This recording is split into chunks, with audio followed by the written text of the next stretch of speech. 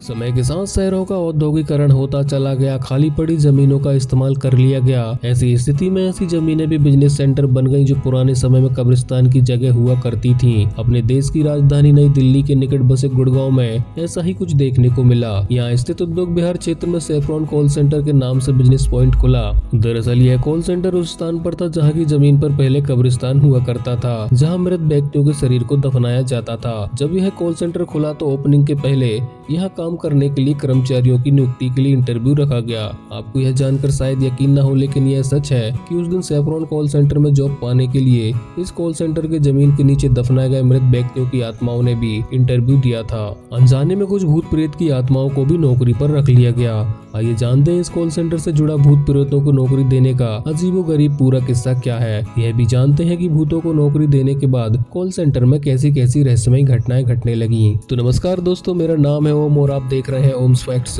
और आपने अभी तक हमारे चैनल को सब्सक्राइब नहीं किया है तो कृपया करके सब्सक्राइब जरूर कर लेना, क्योंकि मैं इतिहास के हर वो रहस्य को बताता हूँ जिसे शायद आप ना जानते हो। बात बरसों पुरानी है। हरियाणा राज्य के गुड़गांव, जो कि अब गुरुग्राम है, शहर में सेफ्रॉन कॉल सेंटर नाम का एक सर्विस सेंटर खोला गया। कुछ ही दिनों बाद इसकी ओपनिंग होने वाली थी, इसलिए एक दिन इस सेंटर पर काम करने वाले कर्मचारियों की नियुक्ति के लिए इंटरव्यू रखा गया। सेंटर के ऑफिसर्स इंटरव्यू ले रहे थे कि तभी एक ऐसी लड़की इंटरव्यू देने ऑफिसर्स के सामने आ गई जिसके चेहरे में गजब का जादू था। उसने अपना नाम रोजी बताया था।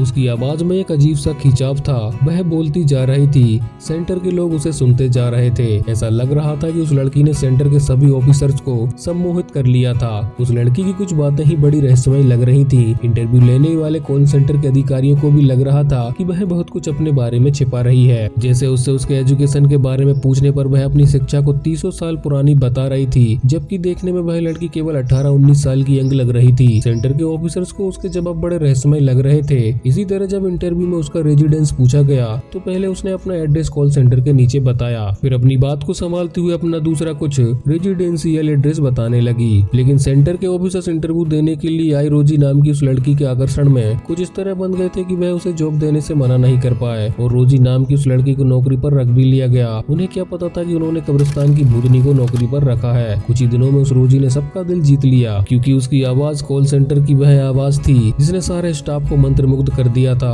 लेकिन रोजी नाम की वह लड़की कभी कभी ऐसे काम करती थी कि लोग हैरान हो जाते थे। वह बातें करते करते कमरे में अदृश्य हो जाती थी, लेकिन पूछने पर वह कहती कि मैं तो कमरे में ही थी। स्टाफ के लोग सोचते कि शायद यह उनकी आंखों का भ्रम हो रहा है। वह रोजी नाम की लड़की कॉल सेंटर में न कुछ खाती थी और न ही कुछ पीती थी, फिर भी वह हमेशा तरोताजा नजर आती थी। उसे अधिकतर नाइट शिफ्ट की ड्यूटी ही पसंद थी। अन्य कर्मचारियों के न आने पर नाइट और डे दोनों शिफ्ट की ड्यूटी कर लेती थी। लोगों को आश्चर्य होता था कि वह सोती भी है या नहीं। जब लोग उससे पूछते थे कि रोजी तुम सोती हो, तो वह इस प्रश्न के जवाब में अपने दिलकश अंदाज में कहती कि हम जैसे लोगों के नसीब में सोना कहाँ है। कॉल सेंटर में बड़ी रहस्यमयी घटनाएं घटने लगी। एक बार की बात है कि एक साथ काम करने वाले कर्मचारी को लगा कि जिस जगह पर रोजी नाम की लड़की बैठती थी वहाँ कोई 50 साल की बुजुर्ग महिला बैठी है। लेकिन जैसे ही उस व्यक्ति ने कमरे में प्रवेश किया, वह 50 साल की स्त्री 18 वर्षीय रोजी में बदल चुकी थी। कॉल सेंटर के उस व्यक्ति को बड़ा आश्चर्य हुआ, लेकिन उसने यह बात मन में दबाए रखी। कितनी ही बार वहाँ के स्टाफ ने रोजी से अपने घर ले जाने की बात कही, लेकिन रोजी हर बार टाल मटोल कर बहाना बना देती थी। एक दिन रोजी बहुत उदास बैठी थी, क्योंकि उसको पता था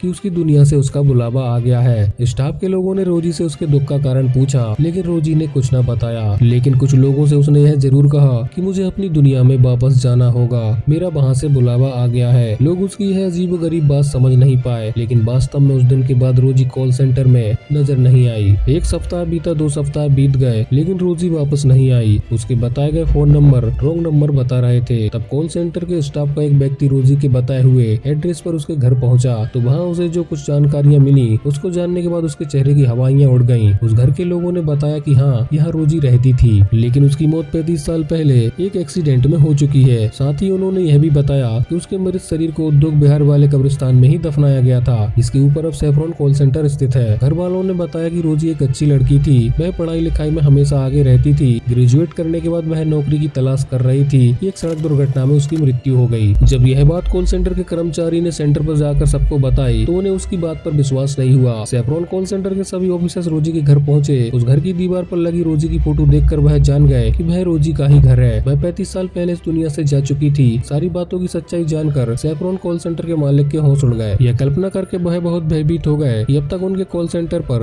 एक मृत लड़की की आत्मा नौकरी कर रही थी। रोजी के जाने के बाद कुछ और कर्मचारियों ने भी नौकरी छोड़ दी। अब लोगों को अंदेशा था कि रोजी के साथ साथ नौकरी छोड़ने वाले लोग भी कहीं भूत प्रेत तो नहीं थे। गुड़गांव के रहने वाले लोगों का कहना है कि रोजी अब भी नजर आती है, लेकिन कभी कभी बहुत कम। जो लोग उसे पहचानते हैं वह उसके करीब जाकर उससे कुछ बातें करना चाहते हैं, लेकिन वह तो रूह है, अचानक दिखती है और फिर गायब हो जाती है। रोजी की आत्मा उस कॉल सेंटर पर नौकरी करने क्यों आई, फिर एक दिन कहाँ गायब हो गई, इस रहस्यमय कहानी को कोई सुलझा नहीं पाया है। तो दोस्तों, आपको कैसी लगी ये रहस्यमय सच्ची घटना, आप हमें कमेंट करके जरूर बताएं। साथ ही अभी तक आपने हमारे चैनल को सब्सक्राइब नहीं किया है तो प्लीज ओम्स फैक्ट चैनल को सब्सक्राइब जरूर कर लें। मिलते हैं नेक्स्ट वीडियो में, तब तक के लिए जय हिंद जय भारत।